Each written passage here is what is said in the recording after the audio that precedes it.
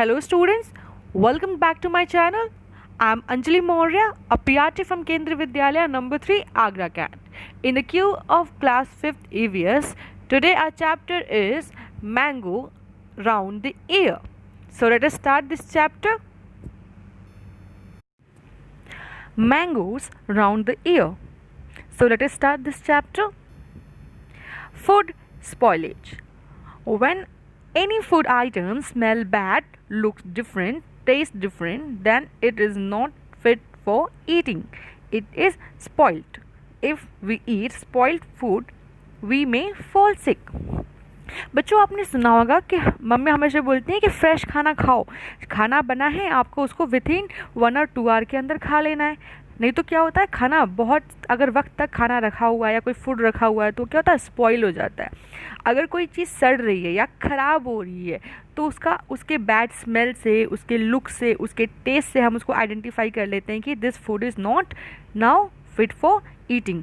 क्या है कि ये खाना बहुत स्मेली है, अब इसको हम नहीं खा सकते हैं. तो बेटा स्पॉइलेज, फूड का स्पॉइलेज होता है, एक लिमिट होता है. अगर फूड बहुत देर तक रखा है, कोई चीज़, सब्जी या वेजिटेबल्स या फ्रूट्स बहुत देर तक रखी गई है तो वो क्या होता है, स्पॉइल होना स्टार्ट कर देता है, सड़ना स्टार्ट कर देता है. And that is not fit for our health to eat that. Okay, now let's move on next slide. Now see this. How do you come to know that food is not good to eat. कैसे पता चलता है कि खाना खाने के लिए fit नहीं है? तो अभी मैंने आपको बताया क्या करते हैं, हम उसके अपीयरेंस से, उसके स्मेल से, उसके टेस्ट से हम फाइंड आउट कर लेते हैं कि that food is not fit for eating. Now see in the figure. In the first figure you see orange, जो क्या है अपीयरेंस में ब्लैक सा हो गया है. That means it is not that good for eating. Now see the second figure. क्या है, अगर खाने से स्मेल आ रही है, अगर बैड स्मेल आ रही है तो आप क्या बोल देते हो कि खाने से ख़राब स्मेल आ रही है, हो सकता है खाना ख़राब हो गया हो. एंड टेस्ट, आपको उसका टेस्ट भी चेंज नज़र आएगा.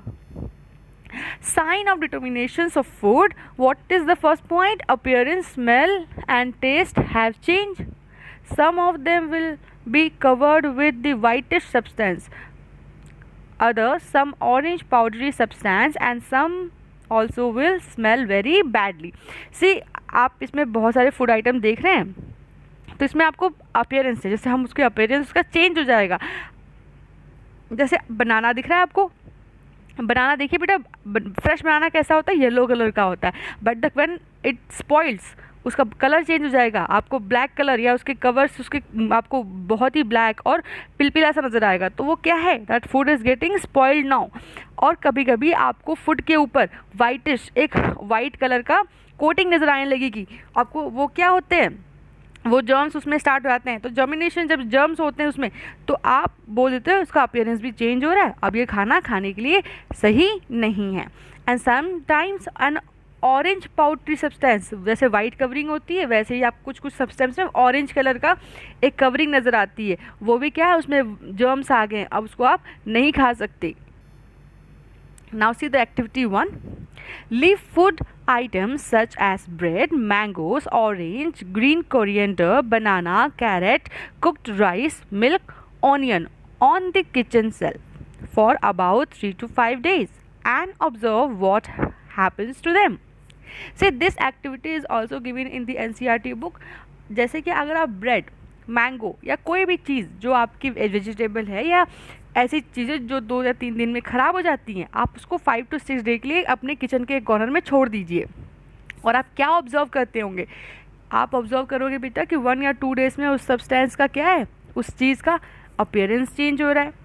उसको आप स्मेल भी कर सकते हो, बैड स्मेल भी आने लगती है. कभी आपने देखा है इस मौसम में अगर आप वेजिटेबल्स को बहुत देर तक बाहर रख दें, या आप कभी कभी देखते हो जब आपके घर में पोटैटो है या ऑनियन है, बहुत ज़्यादा हीट, ऐसी प्लेस पे जहाँ पर हीट ज़्यादा है तो वो सड़ना शुरू कर देती है, और सड़ने के बाद एक बहुत ही अजीब सी गंदी सी स्मेल आपको सूंघने को मिलेगी.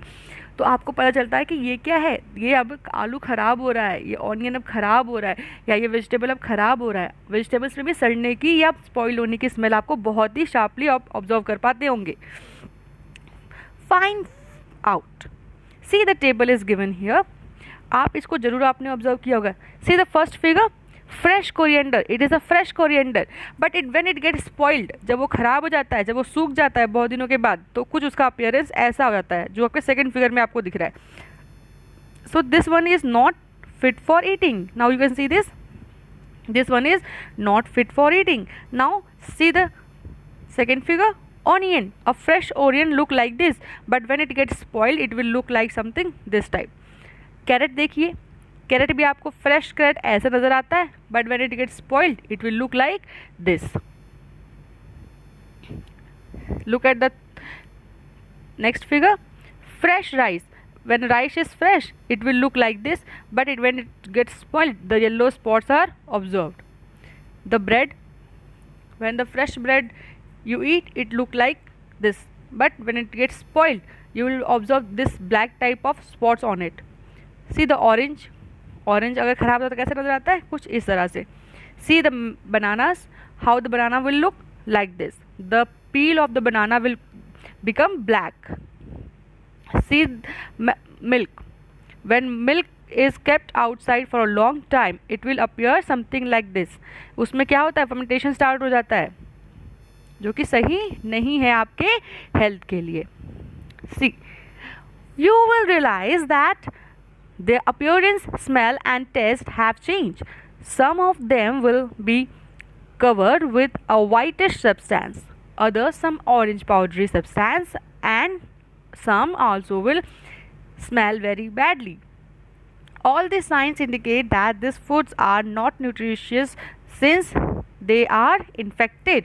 ये सारी चीज़ें क्या है, न्यूट्रिशियस नहीं है हमारी बॉडी के लिए. अगर कोई चीज़ बहुत दिन तक रखी है तो उसको आपको बिल्कुल भी नहीं खाना चाहिए. ठीक है बच्चों. Now found it. This is a small activity you can do it at your home. See, look in your kitchen and write down the names of the food items that can be spoiled in 2 to 3 days. ऐसे food item जो 2 या 3 दिन में ख़राब हो जाते हैं, जल्दी से आप गेस करें और उनका नाम लिखें यहाँ पर. ऐसी कौन सी चीज़ें हैं, कौन सी वेजिटेबल्स हैं जो 2 या 3 दिन में ख़राब हो जाती हैं, वो आपको यहाँ लिखनी है. And look at the second one, can be kept for a week, जो 1 हफ्ते तक रखी जा सकती हैं. ऐसी कौन कौन सी फूड्स हैं जो 1 हफ्ते चल जाती हैं, वो आपको बताना है. एंड थर्ड वाला क्या है, could not spoil till 1 month. ऐसी कौन सी चीज़ें हैं जो 1 month तक चल सकती हैं. थोड़ा अपने दिमाग पे जोर डालें और ज़रा लिख के बताएं इसको. Cause of food spoilage. Food spoilage is caused by 2 main factors, namely natural decay in food, contaminations by microorganisms. See students, the food spoiled due to 2 reasons. कौन कौन से रीज़न है. नेचुरल डिके इन फूड. नेचुरल डिके इन food मतलब बेटा जो आपके nature में change हो रहा है. मान लीजिए कि अब आपका समर सीज़न है, ठीक है, अब अचानक से आपका कौन सा सीज़न आ गया, मॉनसून का. अब जो चीज़ें समर सीज़न में बहुत लंबे समय तक चलती थी पर मॉनसून सीज़न में वो बहुत लंबे समय तक नहीं चल सकती है, क्योंकि नेचर में चेंज है, हमारे क्लाइमेट में चेंज हो रहा है. और मान लीजिए आप देखते होंगे जो चीज़ें विंटर सीज़न में लॉन्ग लाइफ तक चलती थी अब उनकी समर सीज़न में टाइम कम हो गया है.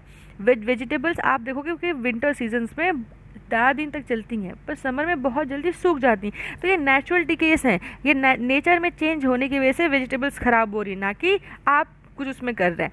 अब देखिए, contaminations by microorganism. Microorganism बेटा, माइक्रो ऑर्गेनिज्म का मतलब है ऐसे छोटे जीव जो नेचर में प्रेजेंट है पर हमें नज़र नहीं आते.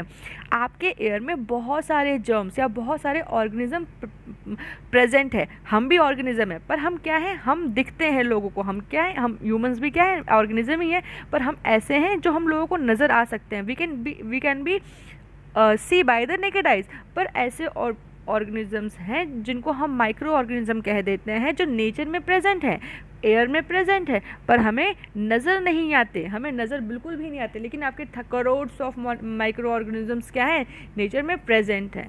तो ऐसे माइक्रो ऑर्गेनिज्म के एक्शन से भी क्या होता है, फूड ख़राब हो जाता है. जैसे कि आपने दाल बाहर रख दी, आपकी मम्मी ने दाल कुक की और आपने बहुत समय तक, एक दिन आपने पूरी आप रखना, फ्रिज में रखना भूल गए, तो क्या होगा, आप शाम तक स्मेल करोगे तो वो बैड स्मेल आएगा उसमें से. अगर दाल खुली हुई है तो एयर में क्या है, माइक्रो ऑर्गेनिज्म प्रेजेंट है, तो वो उस पर अटैक करते हैं और वहाँ पर वो ग्रो करना स्टार्ट कर देते हैं उस फूड में, तो इस तरह से वो फूड ख़राब हो जाता है। ऐसे ही बहुत सारे माइक्रो ऑर्गेनिज्म हमारे नेचर में हैं। Food is spoiled if the food is stored in damp condition due to change in seasons. Growth of micro organism, अभी मैंने आपको जैसे बताया ग्रोथ क्या होती है, माइक्रो ऑर्गेनिज्म क्या करते हैं, फूड पे अटैक कर देते हैं और ग्रो करने लगते हैं, ज़्यादा बढ़ने लगते हैं वहाँ पर, तो वो फूड ख़राब हो जाता है। और डैम कंडीशंस, जैसे आप देखते होंगे, अभी मैंने आपको बताया कि आपने कई चेंजेस, सीज़न के चेंजेस की वजह से, अभी मानसून सीज़न है तो जल्दी वाली चीज़ें ख़राब होती है, क्योंकि यहाँ पर क्या है, आपके नेचर में एक थोड़ा सा मॉइस्चर आ जाता है, बारिश होती है तो आपके एनवायरनमेंट में वाटर वेपर्स रह जाते हैं, तो मॉइस्चर ज़्यादा है। ये आप देखते होंगे कि इस समय आप थोड़ा थोड़ा मॉइस्चर, आप बाहर निकलोगे तो आपको आपके बॉडी पे भी आपको मॉइस्चर ज़्यादा फील होता होगा। तो ये सारे चेंज इन सीज़न आपके ये मॉनसून सीज़न और समर सीज़न में जो चेंजेस हुए हैं, इसकी वजह से आपको समझ में आ रहा है। तो इन कंडीशन, जब नेचुरल कंडीशंस चेंज होती हैं तो हमारी चीज़ें भी जल्दी या बहुत टाइम तक चल जाती हैं। तो बेटा ये नेचर में